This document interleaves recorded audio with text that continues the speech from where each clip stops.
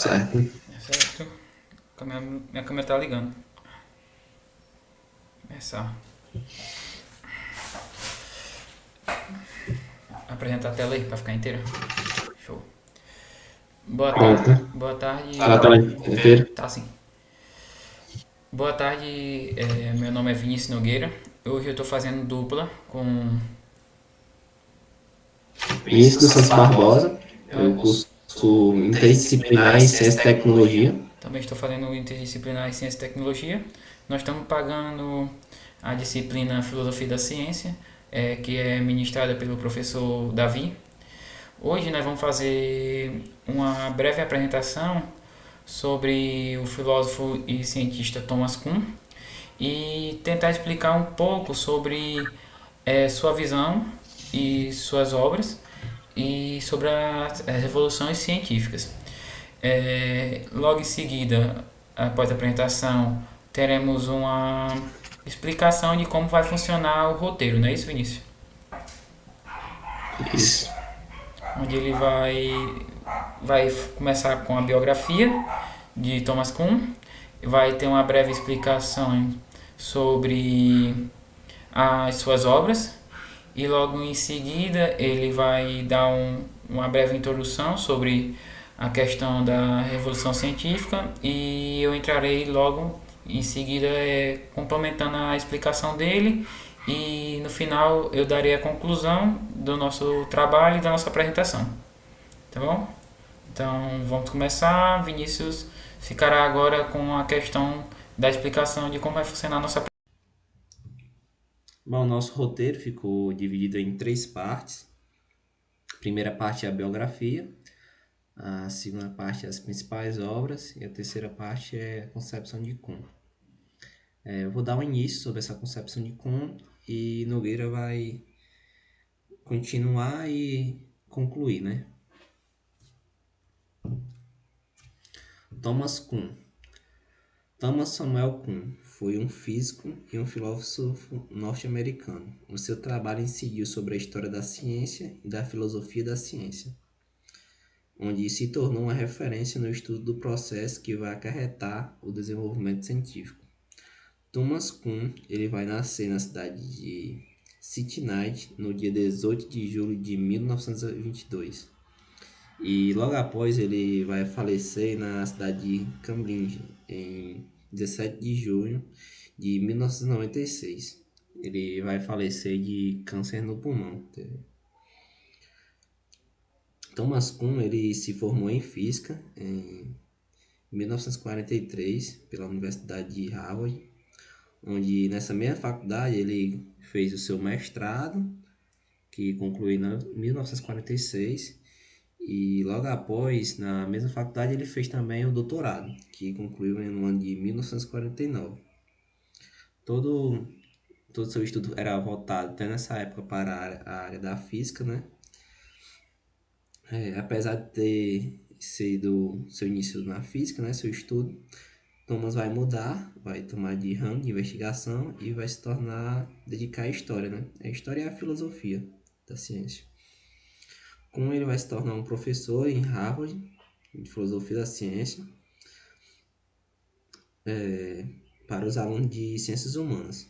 Em 1956, ele vai lecionar também História da Ciência na Universidade da Califórnia e vai se tornar professor efetivo na faculdade em 1961.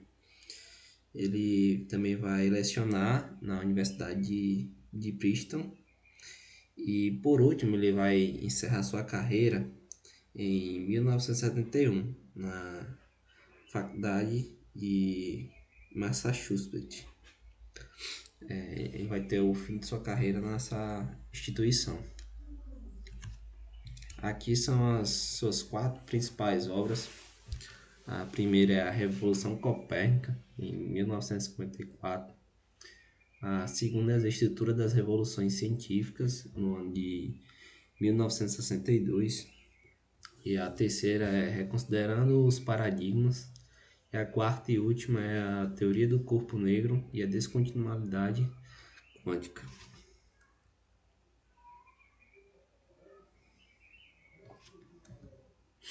Aí eu vou falar um pouco agora sobre esses livros, né? O seu primeiro livro, que foi A Revolução Copérnica, ele foi publicado no ano de 1954, né? Onde esse livro vai permitir uma nova abordagem a respeito da astronomia e da cosmologia. Depois a gente vamos ter uma estrutura das evoluções científicas, publicadas no ano de 1962, onde Thomas Kuhn ele vai ficar mais conhecido como físico, né? Não vai ficar mais conhecido como físico, e sim como intelectual, que ele vai ficar voltado para a área da ciência e da filosofia, né? Da ciência. Na obra das Estruturas das Revoluções Científicas, ele vai criticar a visão ortodoxa do progresso científico, né? Como a acumulação gradual do conhecimento, onde ele vai parar de existir esse acúmulo existencial, na verdade, uma revolução abrupta, que vai modificar os paradigmas. Essa vai ser a sua principal obra dele. Ele vai passar a maioria, quase toda a sua vida, fazendo essa obra, e vai fazer algumas mudanças. É tanto que no ano de 1970 ele vai apresentar o pós-escrito, no qual vai apresentar os pontos de vistas e alguns pontos que vão ser finados e modificados. A ideia de Thomas Kuhn vão seguir na contramão do pensamento científico positivista, onde ele mesmo afirma que não comunga, né, como o pragmatismo exacerbador das ciências, que nem tinha simpatia pelos pensamentos como William James, né? E para responder às acusações do racionalismo, ele vai publicar uns ensaios titulares chamados como os Reconsiderando Paradigmas. Vai ser publicado em 1974 e logo depois ele vai desenvolver com maior tranquilidade a descontinuidade histórica, e em 1979 ele vai publicar o livro chamado Teoria do Corpo Negro e a Descontinuidade Quântica. Foi apontar o caráter subjetivo da ciência normativamente, né, vista como puramente objetiva pelo segundo e pelas teorias científicas. Elas estão sujeitas às questões e debates do meio social, dos interesses e das comunidades, né, que vão formular. Por isso que Thomas Kuhn vai desenvolver suas teorias usando os enfoques historicistas, né?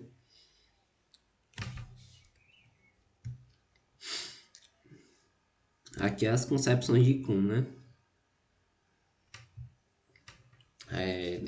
Aqui a gente divide as concepções dele da minha forma, né, em quatro, né? As críticas aos relatos indutivas e falsificacionismo. Desculpa.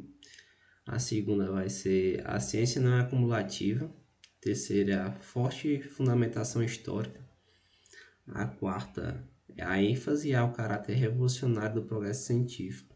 E a quinta é a ênfase aos fatores sociológicos da comunidade científica. Vamos apresentar, né, dentro de um aspecto essas cinco concepções.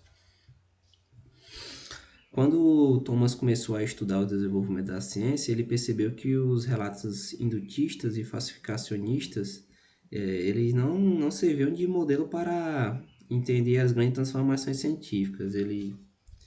Eles batiam com o que realmente acontecia historicamente. Então, Thomas Kuhn ele vai criticar a visão que esses teóricos indutistas e falsificacionistas eles tinham, né, sobre a acumulação gradual do conhecimento, que para eles a característica de desenvolvimento científico, né? Só que para Thomas Kuhn não existia esse acúmulo, né? O que existia na verdade, era uma revolução abrupta que modificava o paradigma vigente em um determinado período histórico. Era assim que a ciência se desenvolvia na concepção dele, né? Por meio dessas rupturas. E a gente pode ter aqui, dar até um exemplo, né? Dessa ruptura aí também na Idade Média. A gente tinha um modelo geocêntrico, elaborado por Ptolomeu, e depois vai surgir um modelo heliocêntrico, né? Proposto por Nicolau Copérnico. Então, durante o geocentrismo, né, ele vigorou na sociedade da época, como um paradigma vigente durante muitos anos e anos. Quantos anos não passou?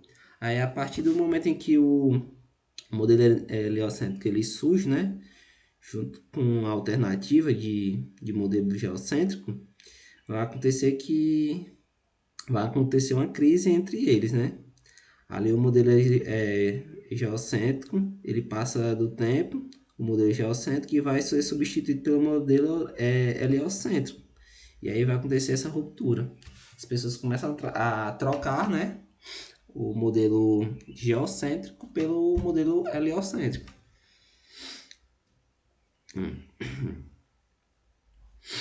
Então, quando a gente vamos elaborar a sua teoria, a sua concepção, ele vai tentar fazer isso, uma tentativa de fornecer uma teoria mais coerente com a situação histórica, da forma como ele enxergava, né? E é por isso que o motivo da sua teoria ter uma forte fundamentação histórica, porque o seu contexto histórico tem um papel fundamental, ele impacta diretamente no desenvolvimento da ciência. Por outro lado, a gente também tem importante de sua teoria é justamente essa ênfase, né, que ele dá ao caráter revolucionário do progresso científico, que é a revolução. Ele também vai explicar o abandono de toda a estrutura teórica, né, e também vai ser servido por outro, compatível. Além de tudo isso, o Thomas Kuhn também dá ênfase aos fatores sociológicos de uma comunidade científica, que pode ser decisivo no processo de desenvolvimento da ciência, né? Por exemplo, né? Quando nós temos um paradigmas rivais, a ciência que fazem parte dessa determinada comunidade, de uma comunidade científica, vão meio que se dividir, né? Uma vão defender o seu paradigma, esse paradigma que a gente diz, né? Os motivos, as razões, pode ser N fatores, podem fazer isso. Pode ser um motivo de cunho moral, um cunho político, pode ser econômico, pode ser pessoal, pode ser crença, e por aí vai, tem vários paradigmas.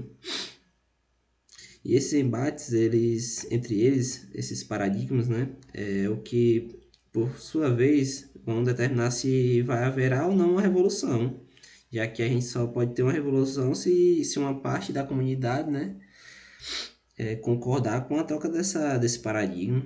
E na maioria das vezes essa concordância entre os membros, né, dessa comunidade leva um tempo, não é assim tão rápido para ser alcançada, né? Ela não vai acontecer da noite para o dia. E é por isso que Thomas Kuhn dá tanta importância para esses fatores sociológicos, né? É bastante interessante essa parte do...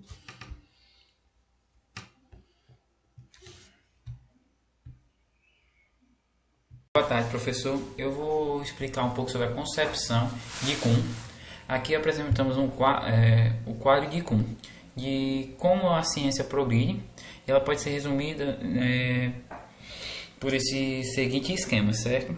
Aqui nós podemos ver a pré-ciência, ciência normal, crise e revolução, a nova ciência normal e a nova crise e revolução. Vemos que é um círculo repetitivo, onde começamos pela pré-ciência, a partir da pré-ciência nós vamos ter a ciência normal, aí com a ciência normal acabamos tendo uma crise e revolução, e acaba tendo uma repetição, aí vamos ter uma nova ciência normal e uma nova crise e revolução. Vemos que é um ciclo repetitivo, certo? Aí eu vou explicar o que significa cada um desses termos, a pré-ciência, a ciência normal e a crise e revolução, segundo Thomas Kuhn, certo?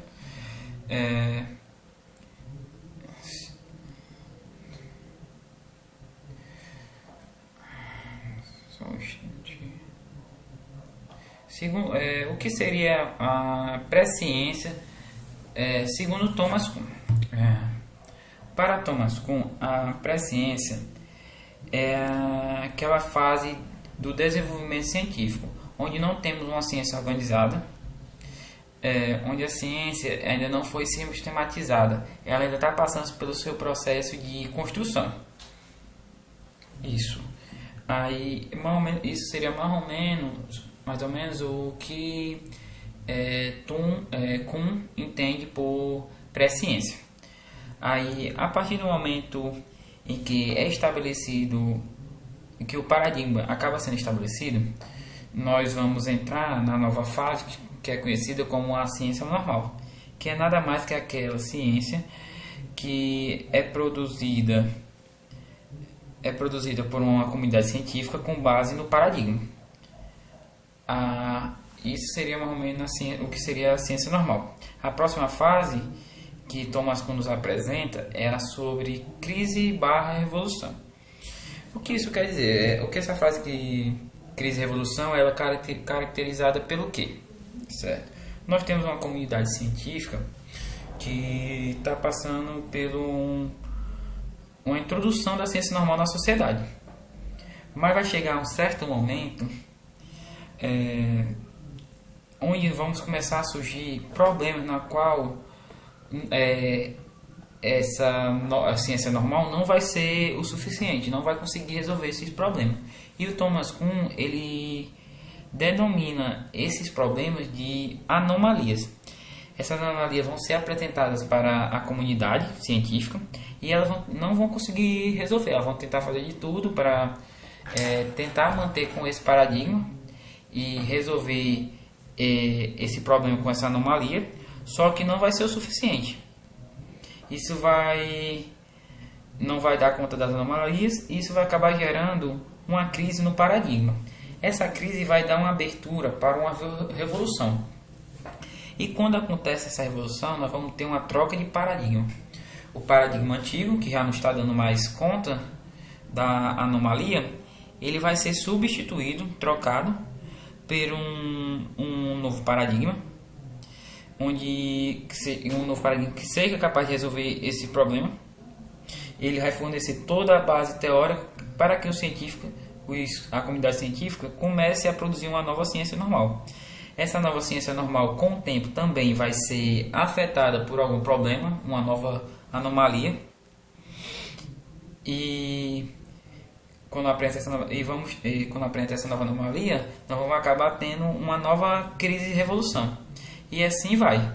Depois de uma nova crise de revolução, a gente tem estabelecimento de uma nova ciência normal e depois uma nova crise, assim por diante, sempre tendo essa troca de ciência normal, crise, uma nova ciência. Ciência normal, crise, uma nova ciência, sempre tendo uma troca de paradigmas e quando trocamos paradigmas, sempre vamos ter uma nova ciência.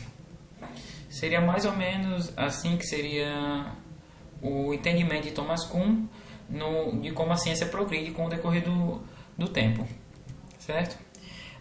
Até aqui conseguimos ver e entender que essa teoria de Kuhn sobre a revolução científica ela gira muito em torno de um conceito-chave muito importante, que seria os paradigmas. Mas afinal, o que são os paradigmas? Segundo as palavras de Thomas Kuhn, são realizações científicas que durante um tempo fornecem problemas e soluções modelares para uma comunidade de praticantes de uma ciência. Então, o que seria, mais ou menos, sem ser na explicação de Thomas Kuhn, né? Segundo o meu entendimento, o paradigma vai ser tipo um conjunto de suposições teóricas gerais, um conjunto de leis e de técnicas que são adotadas por uma comunidade científica. Ele meio que vai funcionar como uma espécie de bússola no desenvolvimento científico. É a base teórica que sustenta a ciência que é produzida num determinado período histórico. As pessoas que que trabalham dentro de um paradigma praticam muito aquilo que Thomas Kuhn chama de ciência normal, que é nada mais do que aquela ciência que é produzida com base no paradigma. E é aqui que entra uma importantíssima das teorias de Kuhn, que para que haja ciência, a gente precisa de um paradigma, porque ele que vai sustentar e que vai dar a base para que uma ciência normal seja produzida. E é justamente a ciência de um paradigma, a existência de um paradigma, que distingue a ciência de uma não ciência. Isso é mais ou menos isso. O paradigma ele é a base de toda a ciência normal, segundo Thomas Kuhn. Se não tem um paradigma, isso acaba não sendo uma ciência. Agora nós podemos observar aqui na tela essa imagem que seria o ciclo de Kuhn. Podemos observar que é como começa, né? A ciência aceita, depois vemos as observações de anômalas, que seriam as anomalias, começa a crise do modelo, onde começa a aparecer problemas que os paradigmas não conseguem resolver. Vão passar pelo quarto processo, que seria a revolução do modelo, onde vai ser proposto um novo paradigma, e no quinto já começa a ser o novo paradigma, ele já começa a funcionar. Certo? Então, a gente tem, em um determinado período histórico, um paradigma estabelecido e toda uma comunidade científica produzindo conhecimento com base nele. Só que em algum momento começam a aparecer situações que começam a questionar o modelo. Começam a aparecer problemas, as anomalias. Começam a questionar o paradigma que a gente utiliza até o momento. Para Kuhn, na ciência, isso é super normal e é comum. E acaba sendo o papel da ciência, do cientista, justamente explicar essas anomalias dentro do paradigma. Então, para ele, quando surgem essas anomalias, os problemas no paradigma, o papel do cientista vai ser tentar explicar o que está acontecendo e chegar a tentar encontrar uma solução para esses problemas. E ele diz que isso é muito importante, porque caso não tivesse esses problemas, caso tenha esses problemas e a gente não analise e tente resolver ou pelo menos explicar, a gente vai ficar mudando de teoria o tempo todo. E não é para ser assim. A gente tem que primeiro tentar explicar essas anomalias da teoria dentro do próprio corpo paradigmático e dentro do próprio paradigma. Precisa primeiro explicar conforme o paradigma para tentar resolver isso. Mas ao mesmo tempo, ele diz que às vezes essas anomalias começam a ficar muito frequentes. Tem muito caso de muitos problemas acontecendo frequentemente e algumas delas começam a questionar a própria fundação, a própria base da teoria paradigma. E daí é quando ele fala que vem a crise. Ele diz que nessa crise, cientistas ainda vão continuar tentando salvar o paradigma que está com problema, e alguns vão tentar, serão poucos cientistas, vão tentar propor uma nova teoria. E é aqui que entra aquela questão sociológica que eu abordei no início. Chega um momento que não tem mais o que fazer, porque o paradigma já está apresentando muitos problemas. Então é chegada a hora de uma revolução. Um novo paradigma surge, e esse novo paradigma deve ser tão completo quanto o anterior. O novo paradigma deve ser muito melhor que o anterior, para que ele possa ser substituir o paradigma problemático, o antigo, e essa mudança tem que ser aceita, claro, por uma parte significativa da comunidade científica, porque não adianta 3 ou 4 aceitarem e a grande maioria ficarem contra, que isso acabaria não dando certo. E sendo assim, a gente tem o surgimento de um novo paradigma e assim o estabelecimento de uma nova ciência normal, iniciando então um ciclo.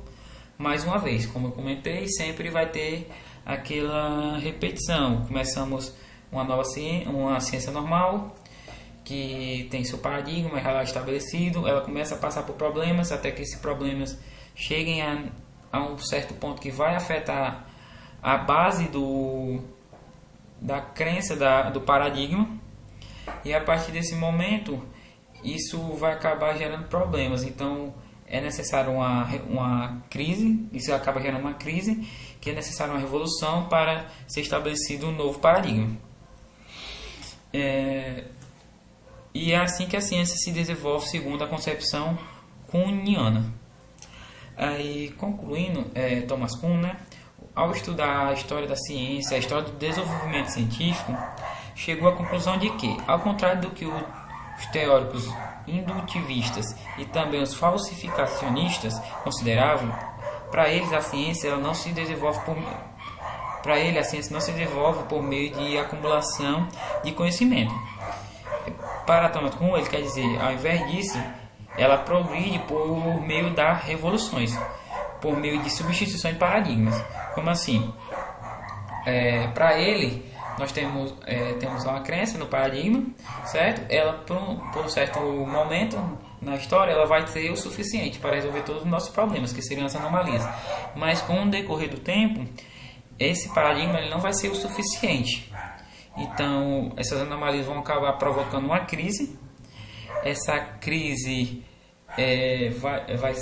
vai gerar uma revolução, onde vai ser gerada um novo paradigma, e isso sucessivamente.